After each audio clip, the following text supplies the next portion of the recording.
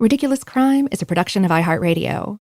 Oh, Elizabeth Dutton, so damn good to see you. Zaron Burnett, what are you doing here? Oh, I was just looking for plaid socks. Did you, I had a question for you. Yeah, go ahead. Did you know what's ridiculous? I do. I do. Stop talking. I do. What is that? There's a guy. Now, first of all, I'm going to go a little bit, I'm going to change things up a little bit. How so? This is not a mashup. Uh-oh.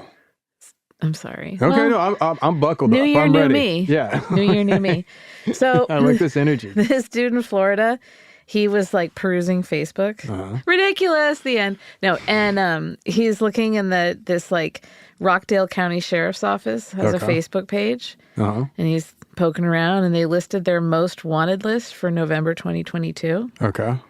And he was bummed because he wasn't on it. Oh, most wanted people. Yeah. I thought not just like gifts they were asking for. No. There wasn't their like Amazon wish list. They're like, we need croquis. And no, they had like their most wanted list Of people. of Yeah, people, the most wanted criminals. And he's like, I'm a criminal. I live in this county. Yeah. I have broken the law. What's up? I'm top 10 quality right here. Come on now. Don't give me this, oh, you're number 12. Instead of just like turning to, the people in his home and saying, guys, I need validation. Or, sitting, turning to the people at the bar. I'm so sad. No, instead he posted on their wall and said, how about me? Quote, how about me? And he wasn't being like tongue in cheek about it. No, he was like, hey, man, I'm a criminal. And so then they responded and they said, quote, you are correct. You have 2 warrants. We're on the way. And they went and arrested him. He's like, now I feel better. Yeah. So his social media addiction led to him blowing his cover. They posted, we appreciate you for your assistance in your capture. So, yeah. And then their statement on it was, our top 10 is compiled based off the severity of the charges only. By not being on this list does not mean our fugitive unit is not looking for you if you have an active warrant. Why do they clarify that? They don't need to say that. They're like, I know, right? So anyway. It's like the dummy clause. What about me? What about me? All right, what about you? He's the ultimate, like, that's a pick me, but the guy version. He wanted to feel special. He wanted his name in lights. No, that's ridiculous. I'll hand you that Yeah, one. it is. You don't Good have to tell start me. To the year. It is ridiculous. Well, if you got a second. Yes. I got a story for you. Of course. Okay, did you know there was once 2 Fleetwood Macs at the same time? And neither one included Stevie Nicks or Lindsey Buckingham. Just still as chaotic, though. That's like if you get hit in the head, you see 2 Fleetwood Macs at the same time. Exactly, and they're coming at you. Ay, ay, ay. Tusk.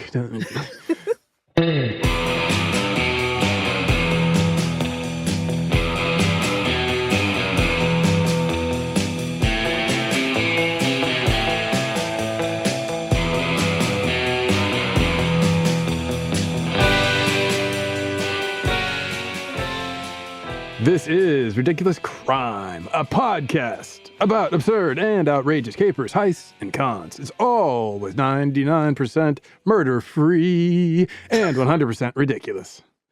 Elizabeth? Zavin.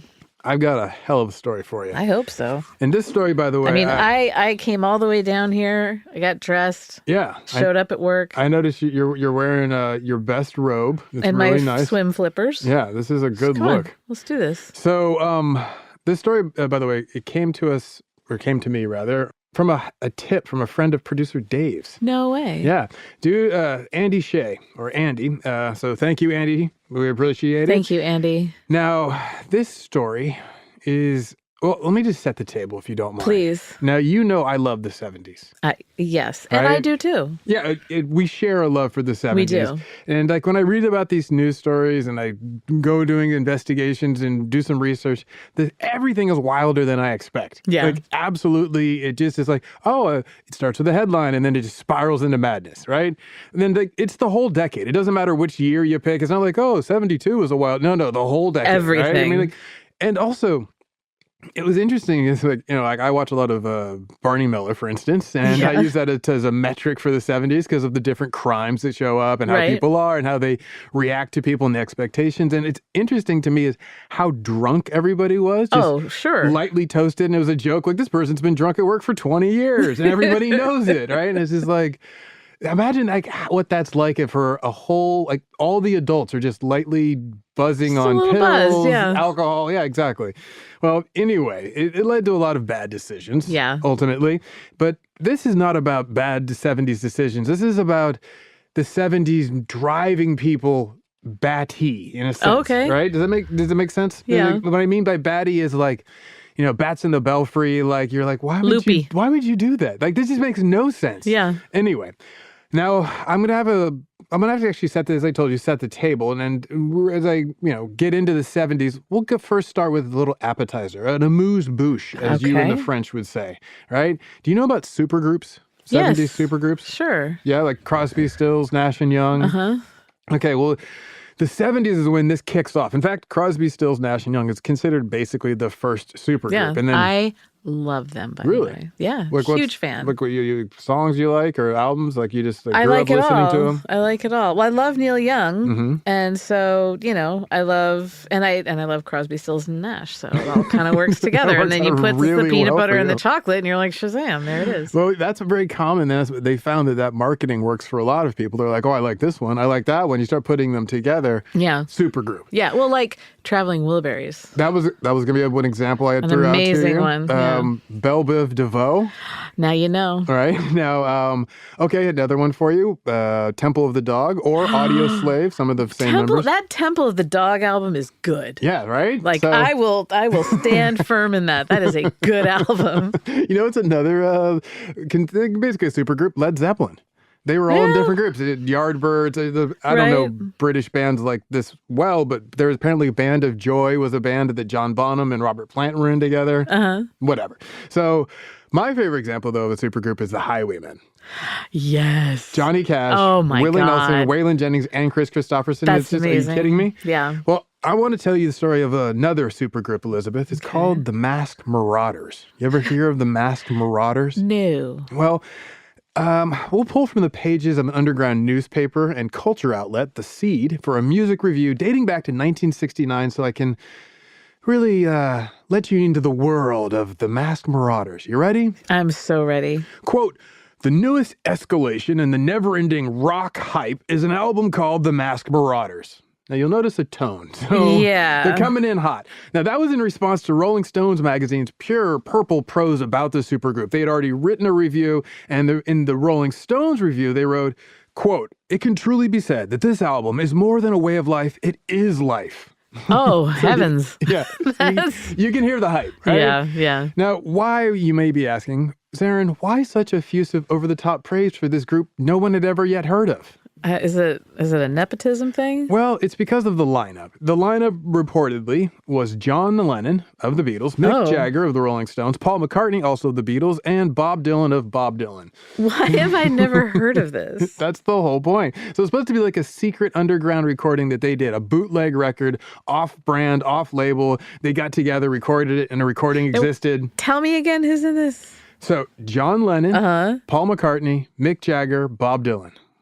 That many egos in one room? Yeah. And it doesn't create a supernova and just like... The gravity just sucks in. It all. Oh, the doors come flying in. Yeah, well, the Rolling Stone called this bootleg record the album of the year, or the record of the year. I don't know the distinction. Sure. But the album drops in 1969. Okay. All right, so Crosby, Stills, Nash and Young has already happened. People were like, oh my God, imagine what another supergroup. And then boom, they get this as a supergroup. And people are going nuts. So they're going to their local record stores. They're like, when can I get the Masked Marauders album? They're like, what do you mean? They're like, you saw the Rolling Stone review? They're like, oh yeah. They're like, when are you going to get it? We'll let you know, man. And then the next day, hey man, I need the Masked Marauders, bro. We'll tell you when it shows up. They're getting like hassled about it. You know who's also getting hassled about it? Warner Brothers. Warner Brothers is like, They keep hearing about this group that apparently has members that they have signed. They're like, wait a minute, we should be knowing about this. What's going on? And so then they do a bidding war to buy this bootleg album. So it was a bootleg. It didn't... It was not done. It wasn't released. Yeah, it wasn't on studio dollars. So normally a recording will be like, hey, we'll give you the money to record your album. Sure, yeah, no, I know. And then we own the masters and all that. But so I'm just it wasn't thinking done that way. The masters suddenly are created as this bootleg recording. Got it. Because I was just wondering, like, in the reviews, they usually tell you who the music publisher? Like, who's the... exactly. So they just reviewed this bootleg album, and the demand grows, and they have to make it a legit album. So it was like a cassette tape. It was like the Grey album from like where Danger Mouse went out and he takes the Jay-Z and the Beatles, mashes up, makes this album. So he couldn't release that one. He legally was not allowed to. But imagine if he could, because Warner Brothers says, hey, we'll release it. Okay, got you. That's essentially what happened, right? Now, November 1969, after Warner Brothers wins the bidding war amongst all the other labels, this album comes out. It gets released legitimately. And it has this really modest cover because it's like, oh, there's, as you said, these big egos. How are you going to list them? Who's going to get the big picture? So they have nothing. There's no names on the album. It's just this bland cover, but everybody knows like, oh, it's like this wink of like, oh, that's pretty cool that they all hid themselves, right? So there's this power of hype and mystery all coming together. The Masked Marauder album sells 100,000 copies. Wow. Right? Makes it onto the Billboard charts. In the liner notes, there is, though, a kind of like winking nod, like, hey, let's let people in on it. And they are like, and I quote, leading experts now estimate the music business is currently 90% hype and 10% The Masked Marauders, bless their hearts, have gone far beyond that. So, yeah, they're basically just telling people it's all hype. It's all bullshit. This isn't real. So it's all right. They'd crossed basically the Rubicon at this point, and the Rolling Stone reviews, right? They had been faked. They were not a real review. There was no initial album. The Rolling Stone, they'd put out this like review of an album that never existed to make fun of the fact that people are so into the hype. And then the hype becomes something, and then they end up making an album. The album actually comes out. So it's sort of this prank review that they... Mick Jagger, John Lennon, Paul McCartney, Bob Dylan, they were never in a studio together. I could not imagine it. Your read was spot on. Thank you. Yeah, you know this. And so the album, this joke, this travesty, this Travis-sham mockery, it becomes legally questionable because once Warner Brothers finds out it's not actually who they paid for, now we're talking fraud, right? Right. So how did they get this band hoax past Warner Brothers? And how did they get past all the music lovers? These are supposed to be the coolest people who know about this album. Are they like impersonators on the record? What's that? Are they impersonators on the actual record that people bought? Okay, well, I'll explain. Okay. I like you get right to the heart of it. See, this is you with your music mind. Well, okay, it starts with Rolling Stones. As I told you, the Rolling Stone writers, they did a fake review, and Grail Marcus remembered. Okay, right. And I quote, "It was late, I was tired, and I've been sitting around talking with my friend about how stupid all the then so-called super session albums were." So Grail, he wants to make fun of these cash grab super groups, right? So he's like, how do we do that? He's like, well, basically, let's see, I'll just come up with one. So he invents the Masked Marauders. And so he gets he takes from Terry Southern, a Terry Southern novel called The Magic Christian. That becomes his pen name. So he writes the review as T.M. Christian, right? And then, so that's like his first little wink. And then Grail Marcus goes and he writes up his review and he shows it to Jan Wenner. It's like late at night. And he's like, hey, man, look what I did. And he's like, Jan Wenner's like, oh, man, this is hilarious. So the publisher of Rolling Stone's like, we got to do more of these. He's like, how many can you get before we do our next edition? He's like, I don't know. So they start writing up more. Grail writes a ton of fake reviews, right? Now, on October 18th, 1969 issue of Rolling Stone comes out. They run the first review of the bootleg album from the Masked Marauders. And Grail recalls later, and I quote again, it was just an attempt to say, this is stupid, and let's make it even stupider. So it's like, hit the gas on it, right? Now, for those who may be a little suspicious and in on the joke, there were plenty of winks and nods, as I told you earlier, right? But in the other liner notes, there's things like they talk about how the album was recorded in a small town near the site of the original Hudson Bay colony in Canada. So it's all precious. So it's trying to be like Big Pink, like the band. Yeah. There you go. Nice. So they have other oddities in there because apparently Paul McCartney sings Mammy, the Al Jolson song. So that's supposed to be on there. How did anyone think this was real? Mick Jagger sings a song, I Can't Get No Nookie. Oh, heavens. So yeah, now obviously as you're on, none of this is true, and but they now still have to make this album. So there is somebody singing as Paul McCartney singing Mammy. There is somebody singing as Mick Jagger singing I Can't Get No Nookie. So how do you do this? Well, if you don't give you already said, look, we don't care about propriety, right? So Grail Marcus and the Rolling Stones guys are like, look, we're already way ahead of y'all, so they just run with it. They're like, look, we got to get this album out. So they hire some friends from a Berkeley area band, and the band is Cleanliness and Godliness Skiffle Band. And they're like, look, we need an album. Dear. So they hire their friends and they record a bunch of sessions and they again give those master tapes to Warner Brothers, and Warner Brothers puts it out, and then not knowing at the time, right?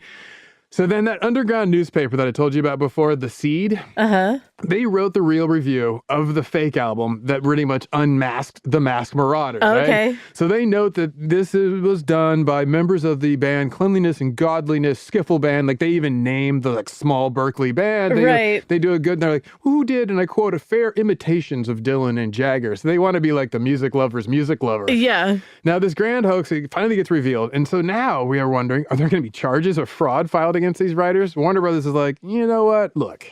We're not in the business of selling truth. We're in the business of selling records. We sold records. Works for us.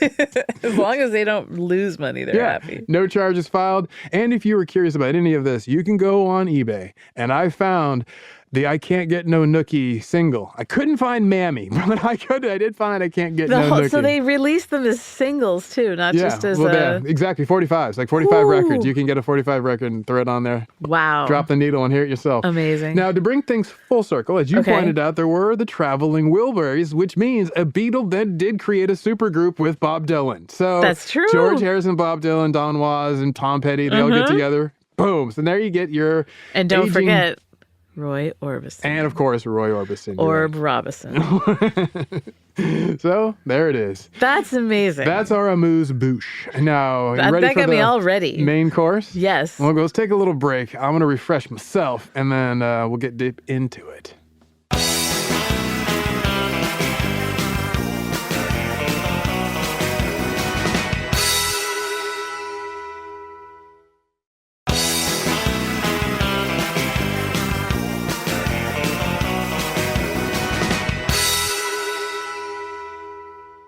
All right, Elizabeth. Okay. I've promised you the entree of today. Yes, I'm so excited for this. Tuck in your napkin, girl. It's about to get sloppy. It's on. Okay, now, did you know that Fleetwood Mac, which is the star of our show, is not named after Mick Fleetwood? It's not? It's not named after Christine McVie either. I thought that's what it was, like Fleetwood Mac. Like I've always lived under the assumption that, like, I don't think about it often or at all, but like if you were to ask me, wait, so did they call themselves Fleetwood Mac? And they're like, we really need someone named Fleetwood up in here. No, and also Mick Fleetwood didn't change his name to match, which is another possibility I thought about later on. I was like, oh. No, I just assumed they'd been in England. They're like, yeah, we're Fleetwood Mac. Sure, we're Christine and me. Like Van Halen. Yeah, they come to America, get famous. They're like, hey, Lindsay, Stevie, join us. And then boom, blow up. But that's not their story. Like, apparently, it's from a song written by somebody else who later joined the band. And they're like, yeah, it's Fleetwood Mac. So that was lyrics in a song? It was the name of a song, yeah. I'll explain it to you later. It comes in.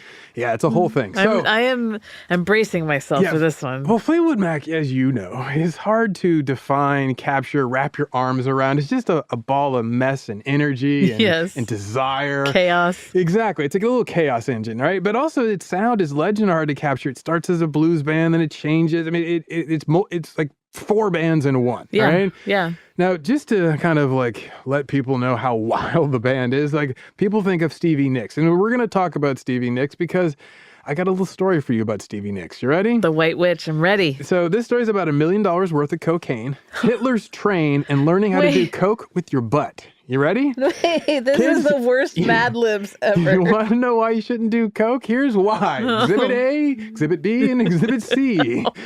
All right, Elizabeth, if I said the word cocaine, then I said Stevie Nicks, you would next say... Of course. And the other ones I would say is butt cocaine because she's really known for this. What I mean by butt cocaine is it refers to the time when Stevie Nicks first joined Fleetwood Mac. She was a good girl. She was not someone who's doing a lot of drugs. She gets into the fast life. She's like, hey, I like this cocaine. This stuff's all right. Come sit next to me, cocaine. Now, she loved it so much. She burns like a dime-sized hole in her septum, right? So her nose is like unable for her to do the snorting she wants. But she's like, but I still love the cocaine. So how do I get it into my body? She's like, well, I do have this personal assistant. They have to do what I ask them to do. So they came up with an ingenious, and I say ingenious loosely, way to get the cocaine into her system. Do you know how? I do know how, but I'll let you share that. How was it? She had the assistant blow it up her tutor. Yes, exactly. She got like a straw. Right there in the poop chute. And then, I don't know, this is the part that didn't make sense to me, is so you load it up in the straw on one end and then like, I guess like hold it in balance and then insert the straw and then blow. Yeah, that makes sense. I was trying to work out the dynamics. Anyway, she anally inserted the cocaine. It's like a reverse siphoning of gasoline. Yeah, but it just seemed like, do you want to get it in the middle of the straw? So maybe when you're going, like, it was just, I don't know. I think you'd probably load it at the front end of the straw, get then that all up blow. in there. Just shove it, cram it on in. What if you like sneeze or like you have that moment, you're like, and you like suck it back in? Well, no, I think you take a deep breath with your thumb over it and then you blow into but you don't want to put too much air. Yeah, exactly. And then it sprays back out at you. I'm overthinking the logistics of this. This is what happens. Yeah. Okay, so butt coke. That's you get one like reason. one of those like fireplace. Oh, like what's that called? Like for stokers? What are those things called? Bellows? Like the accordion stoker? A bellows. Bellow, there you go. Yeah. Bellow. Thank you, producer Dave. Yeah, have it but then it's like too much pressure and then it all shoots back out. And everyone's using a bellow to get cocaine into your body. Everyone's covered in a fine dust.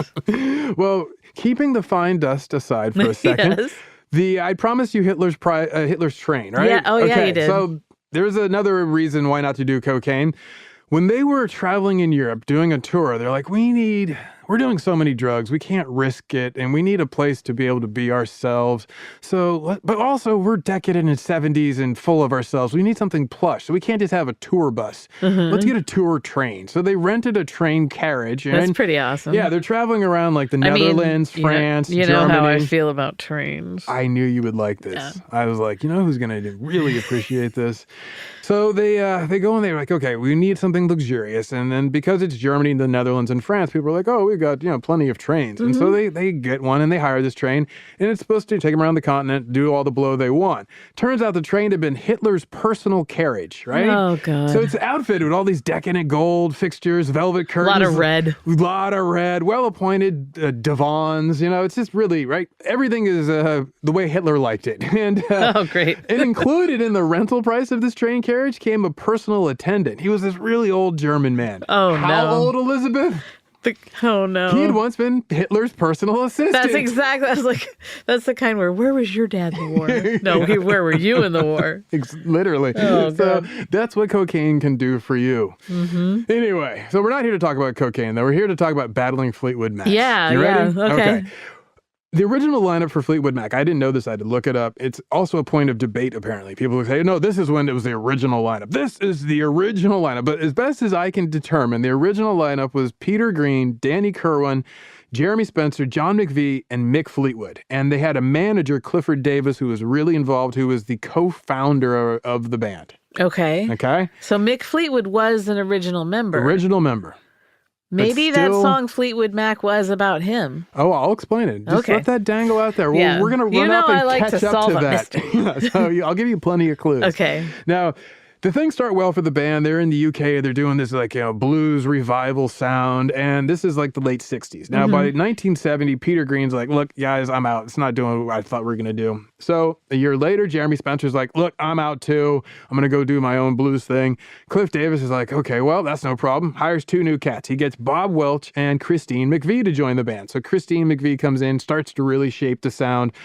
And now this is also kind of a difficult time for the band, though, because Mick Fleetwood's like, who are we? What are we becoming? We're right on the precipice of success. What do we need to do to break through in America?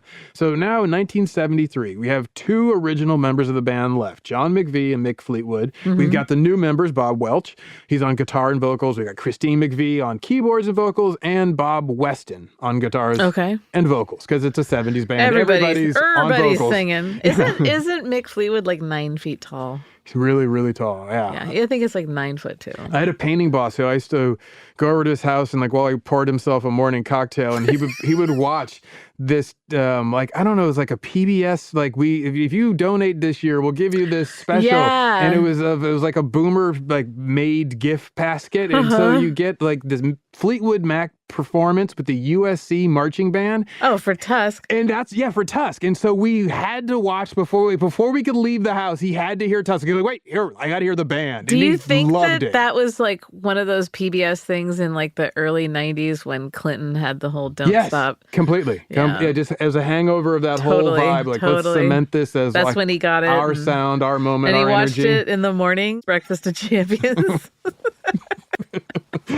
So in true Fleetwood Mac style, things are going well, but also a little bit stressy and messy, right? Yeah. So what happens is, something else very Fleetwood Mac-y, an extramarital affair breaks out. No, in Fleetwood Mac? Can you believe it? Whoa. So Bob Weston has an affair with Mick Fleetwood's wife, Jenny Boyd, and the affair, obviously meant to remain secret, does not remain secret. Of course not. Mick Fleetwood learns about his wife cheating with his new guitar player, and he's like, whoa, he's destroyed by the double betrayal, right? He's like, I want to quit my tour, I want to quit the band, I want to quit the marriage, I just want to quit everything, right? Big emotional guy. Yeah. So manager Cliff Davis is like, oh, man, this is not good. Everybody, I got band members sleeping. He wants to break it up. We're right on the edge of success. So he thinks about it for 30 seconds. He's like, I got it. I got a solution. And so he goes, I'll just browbeat Mick Fleetwood. He's emotional. So I'll threaten him. He's like, so Cliff Davis goes to Mick and he's like, if you blow this tour, you'll never get another chance. And Mick Fleetwood's like, oh man, he's ambitious. He's young. He needs this. So he listens to his manager. He considers his options. And then he calls Bob Weston. He goes, look, you're fired. And then he goes and he calls the tour manager. He's like, cancel the tour. So he just he does exactly what he wanted to do. Yeah. So there's 26 dates left on this schedule, right? Manager Cliff Davis calls the tour manager and says, look, do not cancel the dates. Yeah, right? Don't call anybody. We're on the hook for all this. This will kill us, right? Mick Fleetwood's going to go home. He's having family trouble. So he starts brainstorming more. He's like, look, I don't need Mick Fleetwood. I'm Fleetwood Mac, right? So he decides I can just hire people. So I have the legal right to do that because I co-founded the band and I own the rights. And he had these contracts because it was like bad music business of the 60s. So he had all these really manipulative contracts sold where you own the right to their ability to publicly perform music. Weird contracts, right?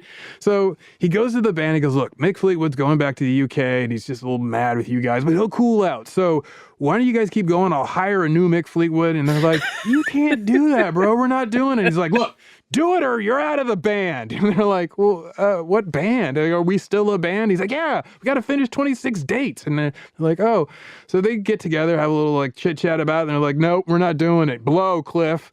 Cliff Davis is like, all right, fine. I'll get a whole new band. So he hires a whole new Fleetwood Mac. Oh right? my God. And he says, you guys, you got 26 dates. Let's hit the road. So it becomes a cover band. It's a Fleetwood Mac cover band before they're famous. Now, there's a problem with this because when he hires the new band, he tells them, you're Fleetwood Mac. You guys are just, tour musicians. Mm-hmm. Mick Fleetwood's going to be back on tour. And that is, as you know, we in the story industry, we call that a lie. There was no Mick Fleetwood coming back. So they were hired under the idea that this was a temporary fix. They didn't know that they were Fleetwood Mac. Scabs. Now. They were not told you're now Fleetwood. They were scabs, and they were not even well-placed scabs. Right. So Cliff Davis, he's focused on the band's momentum. That's the only thing that matters to him. Quality was job number 2. He was like, look, as far as we keep everything rolling, it's rock music. How hard could this be? Yeah. Hit it the G string. I don't know. So Cliff Davis, he's like, okay, this is my band, and he would explain it to anybody, and I'll explain it to you. I quote from Cliff Davis. I've always been the leader of the band as much. A lot of people over the years have misconstructed the Fleetwood Mac as Fleetwood and McVie. Fleetwood Mac was a song written by Peter Green when he was with John Mayall. So that's like his whole, it can't be them. It's not about Mick Fleetwood. It's about me. And so he then, since it's about this Peter Green song, this was also part of the contract aspect because Christine McVie had a contract with him when she first joined the band. So to get around the new Mick Fleetwood that is created, Mick Fleetwood is left with only one recourse, which is legal. He's like, let's start filing contracts. You love lawyers. So I don't really know this band, but the maybe some of these names will be familiar to you. Okay. You know music better than I do. The new Fleetwood Mac was one cat named Elmer Gantry. Elmer Gantry? I know it from the movies. I don't know him as a person, right? No, that's not his real name. His mama named him Dave Todd. Okay. So Dave Todd. And then there's Kirby Gregory. Paul Martinez, a cat named John Dave or David Wilkinson, and then there was Craig Kalinge. Anyway, none of them are ringing a bell for me. This band goes out of Fleetwood Mac. Their band is set to do their first shows in January or February 1974, right? Now, first show they're going to do is Pittsburgh, Pennsylvania. Mm-hmm. Now, Elizabeth, I would like you to close your eyes and picture it. My eyes are closed. You ready? And check. 1, 2, 3, check. You're backstage. You're working as a concert promoter. The 70s have been good to you. Your friend is a newly self-minted music producer, Rich Engler, and he's the one who's called you in to help with this new show. You spot your friend Rich Engler moving fast backstage. You want to flag him down and ask about the timetable for the show. You hope to have a few minutes alone with the band so you can ask them about any last-minute changes for the set or a request for their stage package. You want it all to go so well for your friend Rich. Now, Engler just recently started this new concert promotion business, as you are well aware, and you know that he's nervous about everything. So you let him streak past you. You don't interrupt. You're figuring he's handling something. Oh, yeah. You'll catch him later. But then you see him stop dead in his tracks. And he pauses to talk with a man you recognize as Cliff Davis, the manager of the band that's about to go on. Mm-hmm. And you hear Engler ask Cliff Davis, "Where the hell is Fleetwood Mac?" Oh, but no. You just saw the band in their dressing room. In fact, you're sure of it. And you saw Engler speak with them earlier, so he should know they're here. What is he asking? Where's Fleetwood Mac? Then it all makes sense to you when you hear Engler tell the manager, Cliff Davis, "I don't know what the hell you think you're pulling, but that's not Fleetwood Mac. In the dressing room, who the hell are those bozos?" Now, bozos! I love calling people bozos. Cliff Davis keeps insisting that those bozos are indeed Fleetwood Mac. So Engler knows the band personally. He loves the guys. He's friends with the band. This is his first show. He hired them knowing it would be a success because Fleetwood Mac would go out there and hello Pittsburgh and knock it at dead, right? Yeah. So he needs that, not these bozos. Right. So Rich Engler tells Cliff Davis, he doesn't know what you can get away with in the UK, but this is Pittsburgh, man, and they don't go for that Queen's English bollocks. Three River City, man. Now Rich Engler, he tells the manager of this so-called Fleetwood Mac, they ain't going on my stage.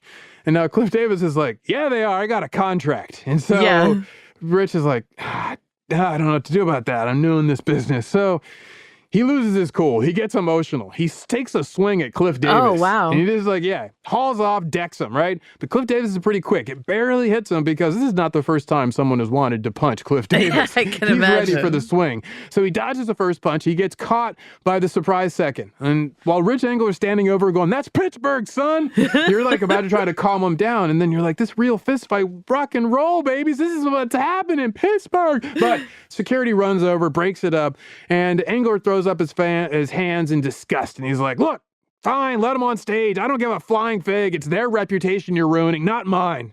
10 minutes later, pretend Fleetwood Mac takes the stage. Band starts playing.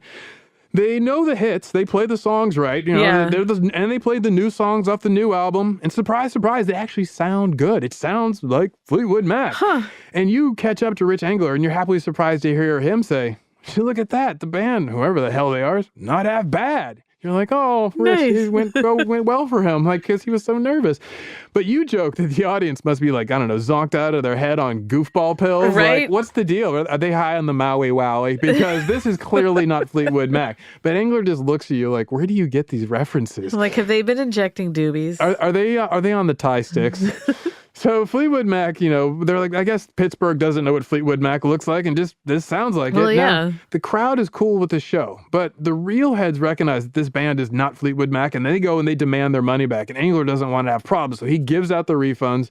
Everything's cool. On to the next show. Wow. Now, after a short break, I'll tell you how this all goes really badly and turns into a legal nightmare. Oh, my God.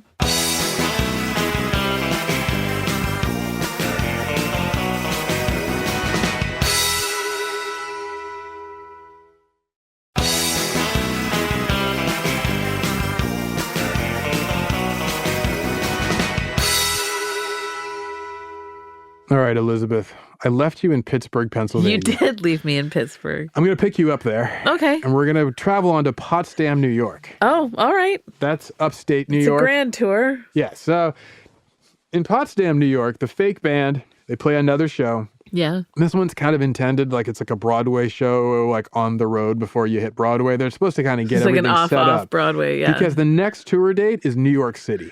And they got to be on point for New York City. Yeah. So they play Potsdam, things go well. And then they get to New York on schedule. This is going to be rock journalists are there. Yeah. And they've already heard rumors about the Pittsburgh show. It's filtered out. Rumors, no pun intended. Now, they know there's some fake band pretending to be Fleetwood Mac. And they're like, we got to see this for ourselves. Sure, yeah. And some of them, they know Cliff Davis. So they call him up. They're like, I need an exclusive interview. I'm going to need the story on this. And he's like, yeah, oi, come on to the hotel, right?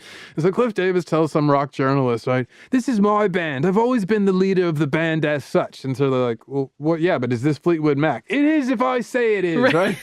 So then he adds that he goes back to his previous lie, which is Mick Fleetwod. He flew home for family troubles, right? And he's like telling everybody he flew to America in January, got into some problems, flew back, and he'll be back soon. He's just giving some time, right? Yeah. Come on, give the mate a little air.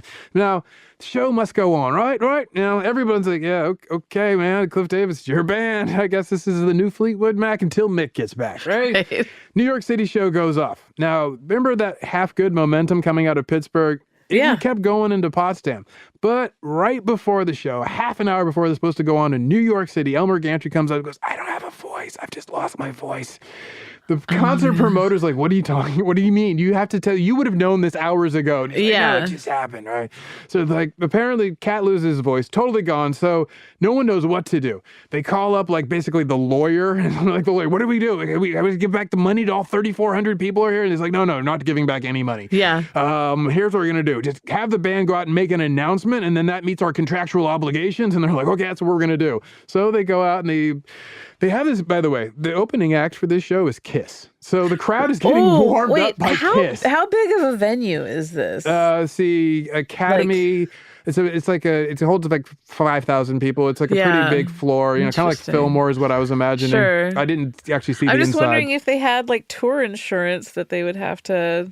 I don't know. I'm sure they have all of the riders and tour packages and requirements and like, the aspects of like, you must cancel by this and give this percentage of refunds. So they were worried. Kiss is opening. Yeah. So they have Kiss hotting up the crowd and they've got the lawyer going, and this go out there and tell them that we're not going to do the real show. 75? Yeah, 74. So we're full makeup Kiss. Full makeup. Yeah. Like, on the high boots, all leather, white tongues hanging paint, tongues hanging. Gene Simmons is making everyone in the first row pregnant. Yes. So, yeah, it's Fleetwood Mac and Kiss. That is a crazy lineup. Yeah, right? So, pretend Fleetwood Mac follows Kiss on stage with whatever's left on stage for them to perform.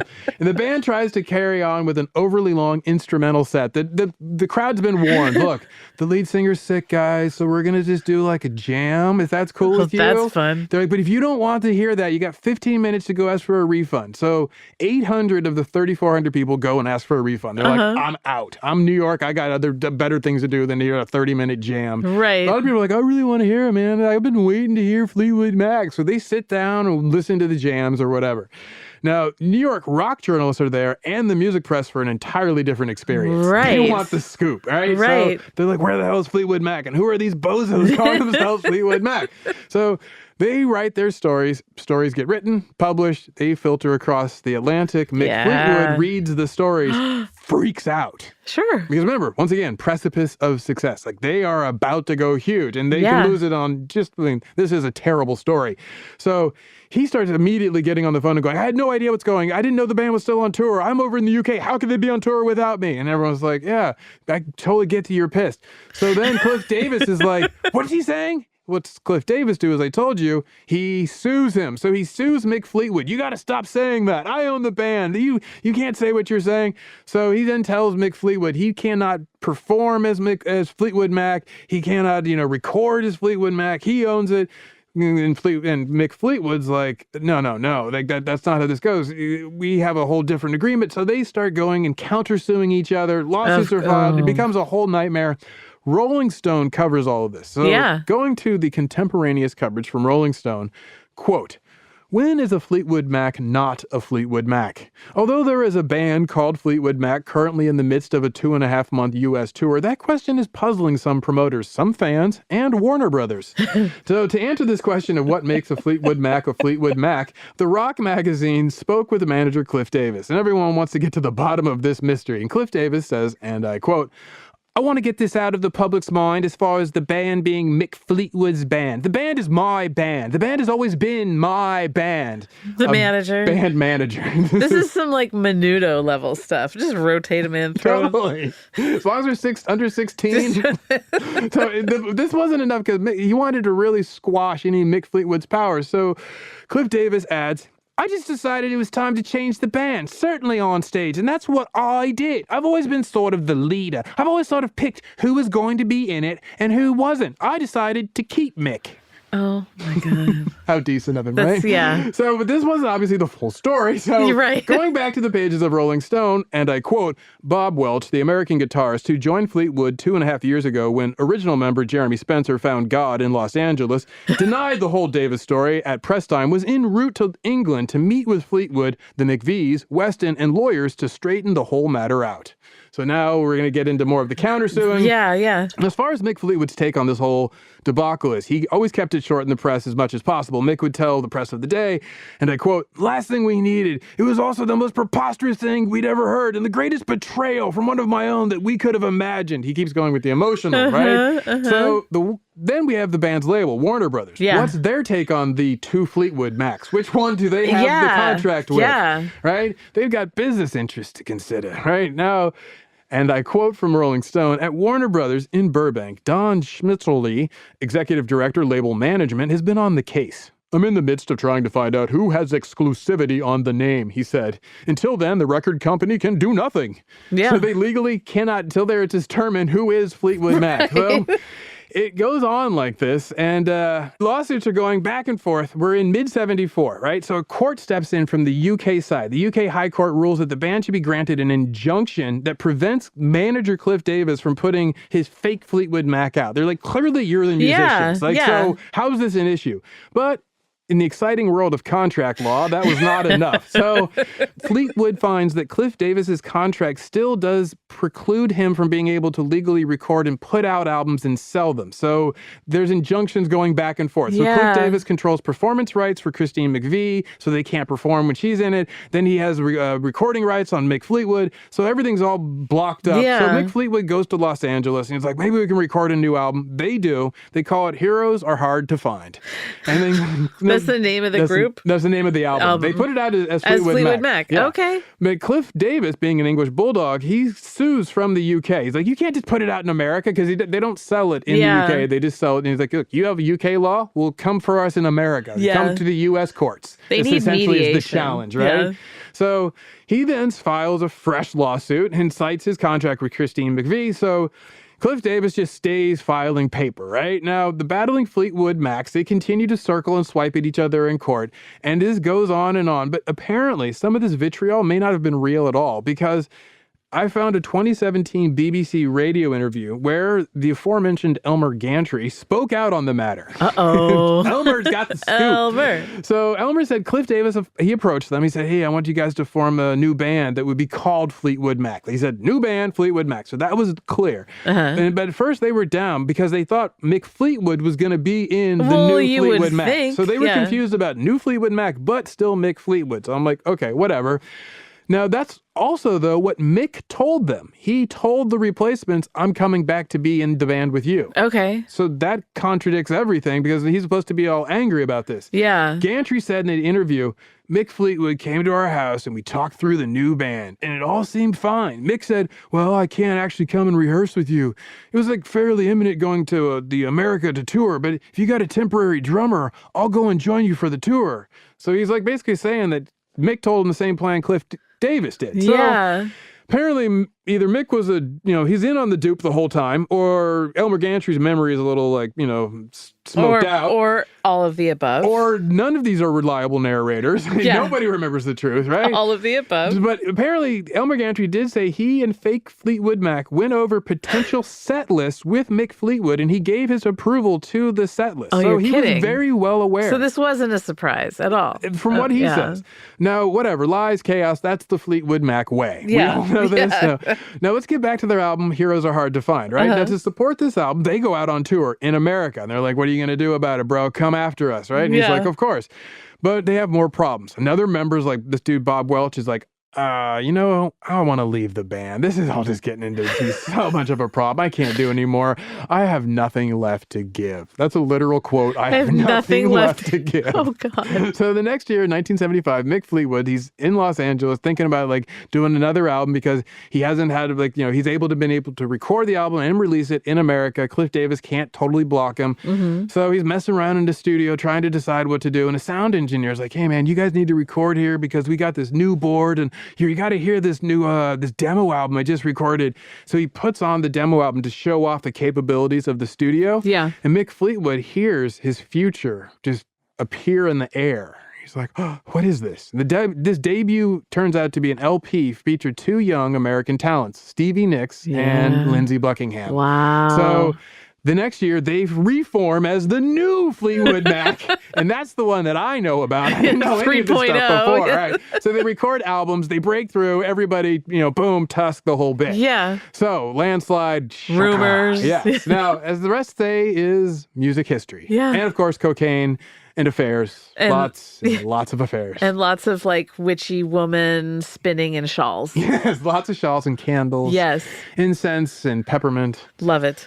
So Elizabeth. Zaron. What is our ridiculous takeaway here? Our ridiculous takeaway is the music industry is a mess. Yes, and they love lawyers. Yeah, well, yeah. And everyone would benefit from mediation. Contract arbitration. It should have gone to a mediator. I just love the fight over the name Fleetwood Mac. And I've actually thought a lot about Fleetwood Mac being Mick Fleetwood and Christine McVie. If you said, Zaron, we're going to cut off a finger, if you can't tell us how Fleetwood Mac got their name. I love when we do these kind of but imagine being in a situation literally where someone's like, I'm going to cut off your finger. If you can't tell me, you're like, how did I get to this place in my life that this is happening? I'm on a dock on a lake somewhere and I don't know these people. Anyway, did you ever find the song Fleetwood Mac that dude said he wrote? No. I didn't even look for it. What's it about? I assume Fleetwood Mac. Is it about Mick Fleetwood? No. Being a Mac? Being the Mac, yes. It's Fleetwood the Mac. This whole thing, it doesn't compute. I didn't believe the gears in my brain are stuck because I'm like, this makes no sense. I treated this story like skiing, right? The first time I went skiing, yes, obviously I treated the cocaine it like skiing and that I don't do it. What I mean is that I found myself on top of a mountain. I had never skied before. I didn't know what to do. I didn't take a lesson. I had no idea what was going on. I just wanted to get through it. So I said, okay. I shoved myself off. I started going, got faster, got crazier, and I just held on. And suddenly I was at the bottom and I was like, I made it through that. I don't know how. So I didn't pause to ask, what is this Fleetwood Mac song? I was just like a tree going, whoop, past. I was like, oh, I didn't hit that. Nice. Keep going. So that's what I got for you is a sensation. I can tell you the sensation of Fleetwood Mac. I like the sensation. That makes sense. Yeah, so there you go. Hey, there's Google. Look it up.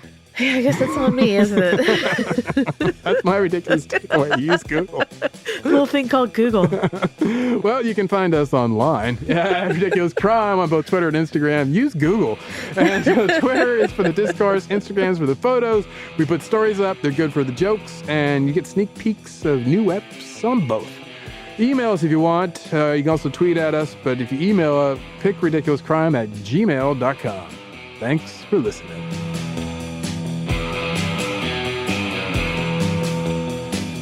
Ridiculous Crime is hosted by Elizabeth Dutton and Zaron Burnett. Produced and edited by Stevie Nicks' personal assistant, Dave Kustin. Research is by Lindsey Buckingham Truther, Marissa Brown. Our theme song is by Thomas Mac Fleetwood Lee and Travis Fleet Mac Wood Dutton. Executive producers are Ben Wilbury Bolin and Noel Wilbury Brown. Ridiculous Crime. Say it one more time. Ridiculous Crime.